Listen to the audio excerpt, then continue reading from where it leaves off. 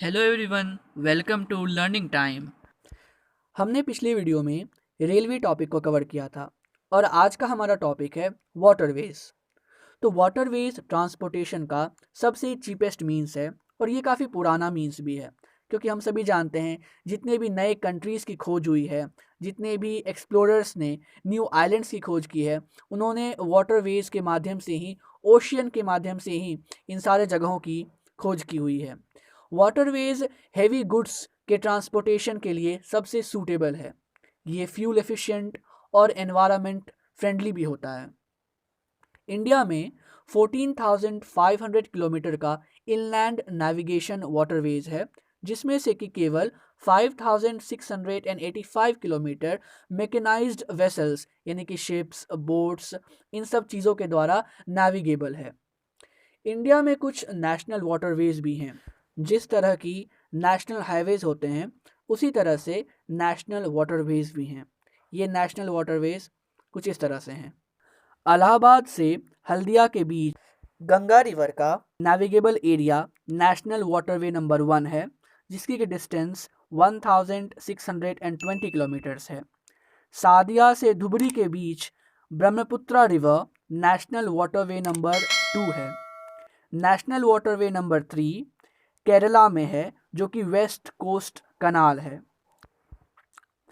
कृष्णा और गोदावरी रिवर का कुछ खास नेविगेबल एरिया वाटरवे नंबर 4 में आता है।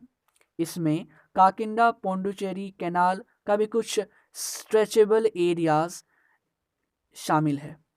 नेशनल वाटरवे नंबर 5 में हमारा ब्राह्मी रिवर का कुछ स्पेसिफाइड स्ट्रेचेस और मताई रिवर का कुछ खास नेविगेबल एरिया शामिल है। इसमें महानदी और ब्राह्मी रिवर्स का डेल्टा एरिया और ईस्ट कोस्ट कैनाल, ये सारी चीज़ें नेशनल वाटरवे नंबर 5 में आती हैं। इन सब के अलावे कुछ और इनलैंड वाटरवेज भी हैं जो कि ट्रांसपोर्टेशन में काम आती हैं। इन सारे रिवर्स के अलावा 95% हमारे कंट्री का ट्रेड बाय वॉल्यूम सी के रास्ते से ट्रांसपोर्ट किया जाता है, इंपोर्ट एक्सपोर्ट किया जाता है। अब हम बात करते हैं कुछ मेजर सी पोर्ट्स का। हमारे कंट्री का कोस्ट लाइन 7,516.6 किलोमीटर्स है और इसमें 12 मेजर और 187 नॉन मेजर पोर्ट्स हैं, जो कि पूरे कंट्री का 95% फॉरेन ट्रेड करते हैं। कच्छ में कांडला पोर्ट इंडिपेंडेंस के बाद बनने वाला पहला सी पोर्ट था, जिसको कि मुंबई पोर्ट पर बढ़ते हुए ट्रेड वॉल्यूम को कम करने के लिए बनाया गया था। कांडला पोर्ट टाइडल पोर्ट है। टाइडल पोर्ट वो होता है जहाँ पर कि वाटर लेवल ओशियन टाइड्स पर डिपेंड करता है, उसे हम टाइडल पोर्ट कहते हैं। इसका एक और एग्जांपल कोलकाता पोर्ट भी है, क्योंकि वो भी एक टाइडल पोर्ट है। कांडला पोर्ट जम्मू और कश्मीर, हिमाचल प्रदेश, पंजाब, हरियाणा और राजस्थान जैसे हाईली प्रोडक्टिव और इंडस्ट्रियल एरियाज़ के लिए एक्सपोर्ट और इंपोर्ट को बहुत कन्वीनियंट वे में हेल्प करता है। मुंबई सबसे बड़ा पोर्ट है, जो कि नेचुरली काफ़ी स्पेशियस और वेल शेल्टर्ड है। Premier iron ore exporting port, जहाँ से कि बहुत ही ज़्यादा हेवी अमाउंट में आयरन ओर एक्सपोर्ट होता है हमारे कंट्री में, वो पोर्ट है मैरमागो पोर्ट, गोवा। इस पोर्ट से 50% of India's iron ore export होता है।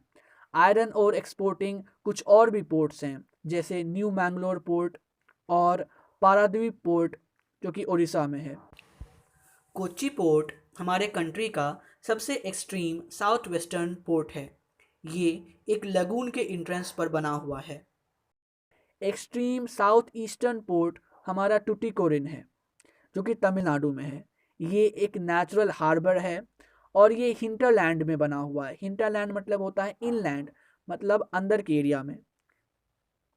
यहाँ से श्रीलंका, मालदीव्स, इन सारे इंटरनेशनल और कुछ नेशनल एरियाज़ में गुड्स का ट्रांसपोर्ट होता है। हमारे कंट्री में ओल्डेस्ट आर्टिफिशियल पोर्ट चेन्नई में है, जो कि तमिलनाडु में है। मुंबई के बाद इन टर्म्स ऑफ वॉल्यूम और कार्गो चेन्नई पोर्ट सबसे बड़ा है। और बहुत बिजी रहता है। Deepest landlocked and well protected port हमारे कंट्री में विशाखापट्टनम पोर्ट है। कोलकाता पोर्ट एक इनलैंड रिवराइन पोर्ट है। ये गंगा ब्रह्मपुत्रा बेसिन के लिए एक लार्ज और रिच हिंटरलैंड प्रोवाइड करता है। हिंटरलैंड उन एरियाज को कहते हैं जो कि किसी सी पोर्ट से या मेजर रिवर से दूर होते हैं। तो ये पोर्ट उन सभी एरिया के लिए एज अ लिंक काम करता है। ये एक टाइडल पोर्ट है और इस कारण हुगली रिवर की बार बार सफाई होनी बहुत ही ज़्यादा ज़रूरी है ताकि ये अच्छे से काम कर सके। हल्दिया पोर्ट को as a subsidiary port develop किया गया था, बनाया गया था ताकि कोलकाता पोर्ट पे बढ़ता हुआ ट्रेड प्रेशर को कम किया जा सके। तो इसी के साथ ही हमारा वाटरवेज टॉपिक यहीं ख़त्म होता है। पिछली वीडियो में मैंने आप सभी से क्वेश्चन पूछा था कि when did the first train journey start in India. तो इसका आंसर है 1853 फ्रॉम मुंबई टू थाने, जिसका कि डिस्टेंस 34 किलोमीटर्स था।